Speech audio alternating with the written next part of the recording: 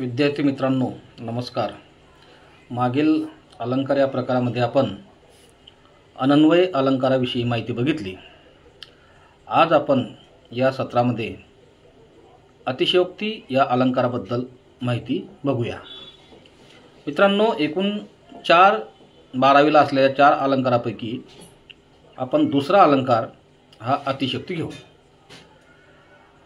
हा अलंकार कसा तयार होतो तर या अलंकारामध्ये अतिशयोक्तीपूर्ण माहिती उदाहरणामध्ये दिलेली असते। जसे की रूपक, उत्प्रेक्षा, व्यतिरेक या अलंकारात पण थोडीफार अतिशयोक्ती असतेच, पण अतिशयोक्ती अलंकारात विशेष करून अतिशयोक्ती दिलेली असते, म्हणून हा स्वतंत्र अलंकार मानला जातो आणि तो आपल्या 12वीच्या अभ्यासक्रमात आहे। आता यामध्ये काय असतं, कोणतीही कल्पना आहे त्यापेक्षा ती खूप फुगून सांगताना त्यातील असंभाव्यता अधिक स्पष्ट करून सांगितली असेल तर अतिशयोक्ती अलंकार होतो। पुन्हा एकदा ऐका, कोणतीही कल्पना आहे त्यापेक्षा ती खूप फुगवून सांगताना त्यातील असंभाव्यता अधिक स्पष्ट करून सांगितली असेल तर अतिशयोक्ती अलंकार होतो। उदाहरणार्थ, जसे की आपल्या पुस्तकात पहिलंच उदाहरण दिलं आहे, जो अंबरी उफडता खूर लागला आहे तो चंद्रमा निज तनुवरी डागला आहे। जो अंबरी उफडता खूर लागला आहे तो चंद्रमा निज तनुवरी डागला आहे। म्हणजे काय, यामध्ये असं दिलेलं आहे की नलराजाचा घोडा इतका उफाडला की त्याचे जे खूर आहे ते चंद्रावर टेकले आणि म्हणून चंद्राला डाग आहे। अतिशयोक्ती अलंकाराचं एक खास सोपं वैशिष्ट्य असं आहे, जे पुस्तकाव्यतिरिक्त मी तुम्हाला सांगतो, की यामध्ये एक बाजू दिली असते संभाव्य। ठीक वाटते आपल्याला, जोपर्यंत ते उदाहरण थोडा अर्ध सांगितलं जातं तेव्हा ठीक वाटतं, पण त्याच्या पुढची जी बाजू असते ती अधिक फुगून सांगितली असते। तिथंच कळतं की हा स्पष्टपणे अतिशयोक्ती अलंकार आहे। तसं ठीक, आता दुसरं उदाहरण आपल्या पुस्तकातील बघा, की दमडीचं तेल आणलं, सासूबाईचं न्हाणं झालं, मामाजीची दाढी झाली, भाऊजीची शेंडी झाली, उरलं तेल झाकून ठेवलं, लांडोरीचा पाय लागला, वेशीपर्यंत ओघळ गेला आणि त्यात उंट पोहून गेला।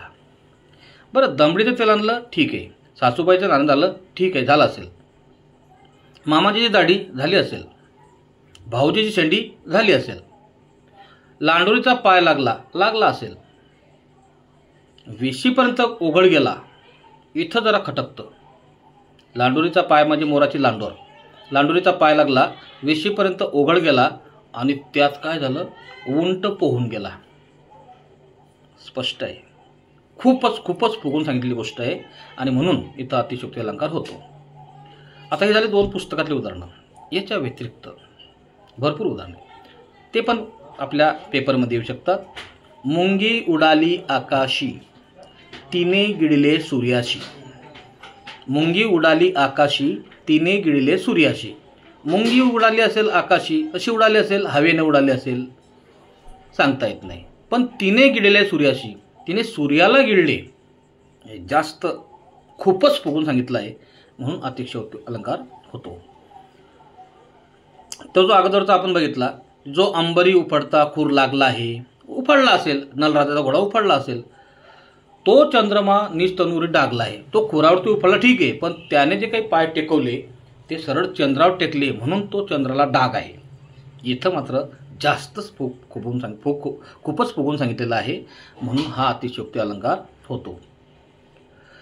या व्यतिरिक्त अतिशयोक्ती अलंकारामध्ये वीर मराठे आले गर्जत आले असतील, वीर मराठे ते शूरवीर आहे, गर्जत आले असेल, जय भवानी जय शिवाजी वगैरे वगैरे।